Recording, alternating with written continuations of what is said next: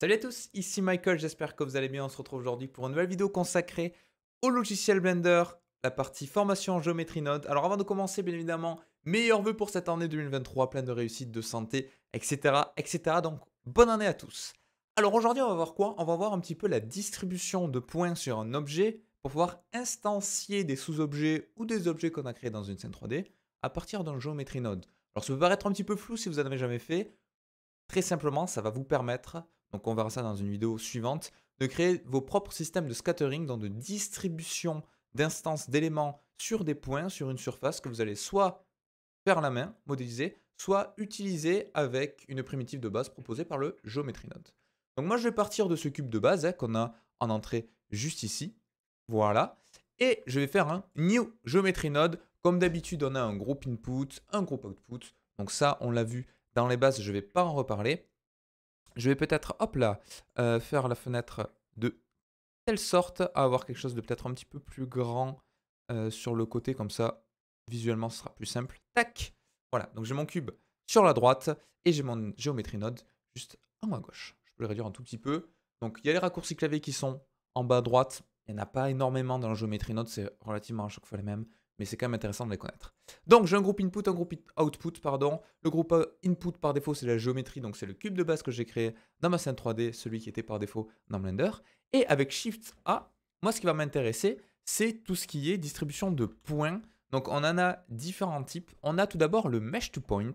J'ai juste à cliquer au milieu et automatiquement il va me relier correctement les informations. C'est-à-dire qu'il va me prendre la géométrie pour le mettre en entrée du Mesh to Point et les points en sortie de mon géométrie.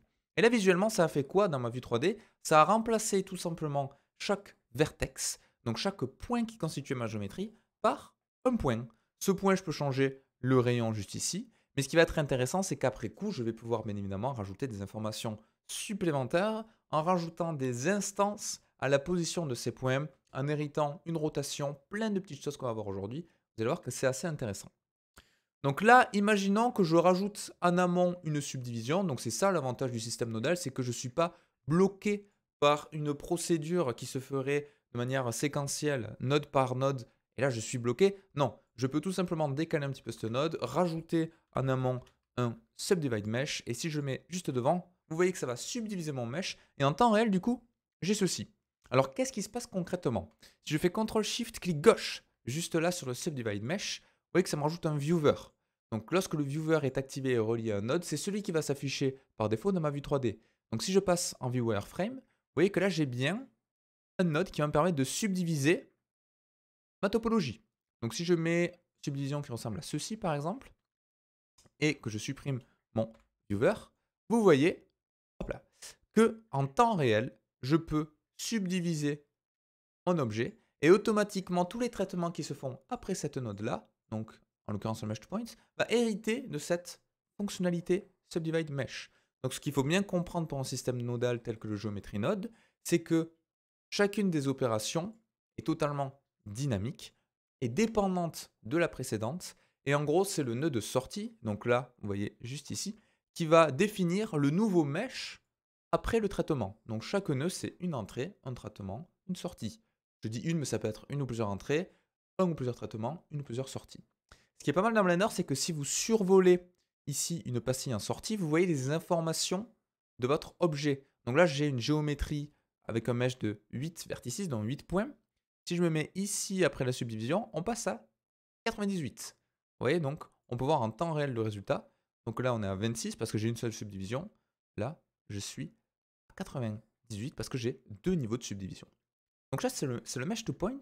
Et ce qui est intéressant, du coup, c'est que je peux rajouter des instances on points.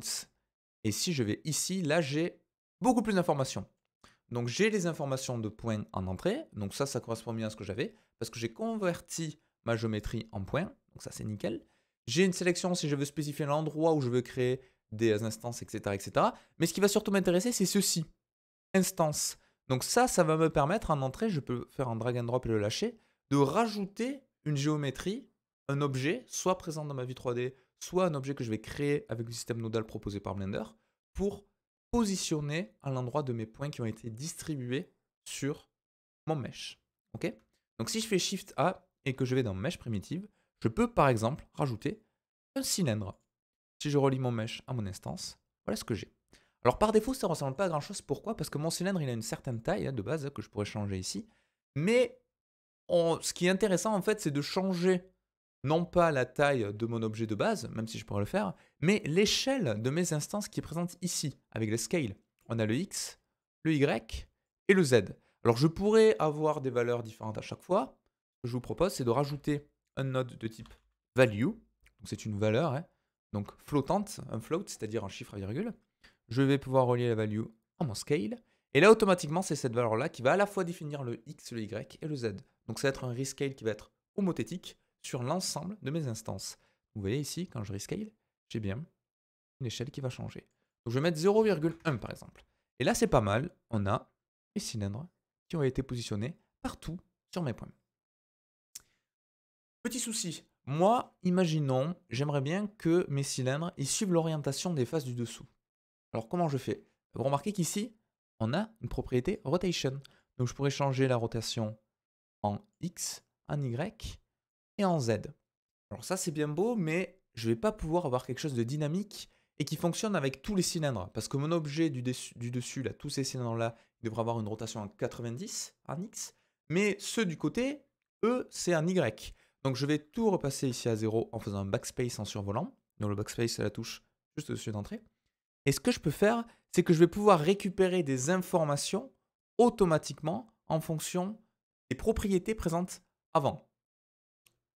Un petit peu flou, mais vous allez voir. Alors le mesh to point ne me permet pas de le faire. Pourquoi? Parce que le mesh to point, c'est quelque chose qui va être défini à chaque point de mon objet, à chaque vertex, et du coup, il ne possède pas de propriété de sortie, vous voyez, de rotation. Par contre, ce qui peut nous intéresser, c'est le Distribute Points on Faces. Et lui, vous voyez qu'il possède des informations supplémentaires. Alors déjà, qu'est-ce qu'il fait? Je vais supprimer avec CTRL-X ceci.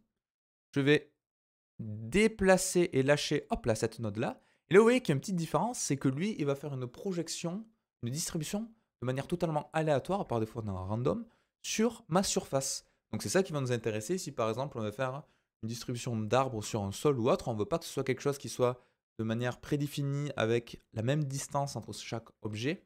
Je veux quelque chose d'aléatoire basé sur une densité. Vous voyez, la densité, c'est le nombre de points qui va distribuer sur la surface. J'ai le seed qui est un tirage aléatoire à chaque fois généré par Blender. Donc là, on va dire qu'on est pas mal. Et maintenant, si je veux récupérer la rotation de mes instances, j'ai tout simplement deux informations ici qui peuvent être intéressantes. On a les normales. Alors, ça ne va pas fonctionner, c'est normal, mais c'est pour vous montrer comment ça fonctionne. Parce qu'elles sont à 45 degrés la plupart du temps sur les distributions. Mais je peux faire une rotation, le lier sur la rotation. Et là, vous voyez qu'automatiquement, j'ai bien la rotation qui va être alignée sur mes faces. Donc après, il y a moyen avec le normal de récupérer au final les rotations qu'on aurait pu avoir. Mais c'est un petit peu plus compliqué parce qu'il faut transformer avec des rotations oolériennes ou autres. Donc ça, c'est des notions un petit peu plus avancées. Donc je vous conseille moi, de prendre la rotation ici et automatiquement, vous allez voir que vos particules elles vont se comporter correctement. Et donc là, voilà, on a un système de distribution sur un objet. On pourrait changer la valeur ici. Je pourrais même mettre du random, si je veux, dans l'échelle de mes différentes particules. Donc pour ça, on a un random value qui existe juste ici, avec un minimum et un maximum. Donc je pourrais lui dire, ben, je veux une valeur aléatoire entre 0 et 0,3. Je relie automatiquement ma value à mon scale. Et vous voyez que là, j'aurai des valeurs aléatoires sur mes particules. Donc ça peut être très intéressant. Ce qui est ultra pratique avec le système nodal de Blender, le Geometry Node, c'est que tous ces paramétrages-là, je peux les animer. Donc rien ne m'empêche ici d'appuyer sur I sur la valeur min et de l'animer pour avoir des changements au fur et à mesure au cours de la timeline quand je vais appuyer sur espace pour avoir des paramétrages un petit peu différents qui vont changer. Donc ça, c'est relativement pratique. Là, je vous ai montré avec une instance, du moins un objet en entrée qui était le cube de base, mais rien ne m'empêche de créer en amont ici un mesh primitive, par exemple une UV sphere, et je lui dis en fait, tu ignores la géométrie que tu avais par défaut qui était le cube, et tu vas me prendre plutôt une UV sphere. Et là, automatiquement, vous voyez, ça me prend une sphère qui ressemble à ceci par défaut, et c'est cette sphère qui va redéfinir la projection de mes objets. vous voyez, c'est très souple, c'est très dynamique. Si je veux repasser sur ma géométrie de base, je peux très bien reprendre mon groupe input pardon, ici, tout supprimer, rajouter un plane, voilà, changer un petit peu en rajoutant des subdivisions, prendre le point du milieu, passer en proportional editing, augmenter un petit peu la hauteur pour faire une sorte de colline. Et vous voyez que là, j'aurai une distribution de points qui est encore différente. Et là, on a déjà un système de scattering, une base, hein, qui est assez fonctionnelle. Donc, il faudrait faire encore plein de petits paramétrages pour, par exemple, rajouter des zones d'exclusion. Et pour ça, on doit faire encore des vidéos sur la proximité des objets. Vous allez voir, c'est assez puissant. Et voilà. Donc, j'espère que ça vous aura plu, que vous avez appris des choses. N'hésitez pas à me dire en commentaire si vous avez des questions, des demandes spécifiques sur le Geometry Node. Comme je disais la dernière fois, on va essayer de faire ça petit à petit. Là, vous voyez, ça dure 10 minutes, donc je pense que le format est assez intéressant. 10 minutes pour une fonctionnalité à chaque fois. 10 minutes une fonctionnalité, 10 minutes une fonctionnalité. Un petit travail où on va venir récupérer toutes les fonctionnalités qu'on a vues avant pour les imprégner dans un truc un petit peu plus poussé. Le souci du Geometry Node, c'est que je ne peux pas directement vous montrer un système ultra avancé. Parce que vous voyez là, déjà, mine de rien, on a vu le Subdivide Mesh qu'on n'avait pas vu pour le moment. Le Distribute Point on Surface qui permet, qui permet de distribuer des points sur une surface de manière aléatoire en fonction de différents algorithmes. Donc le random, c'est celui qu'on va utiliser la plupart du temps.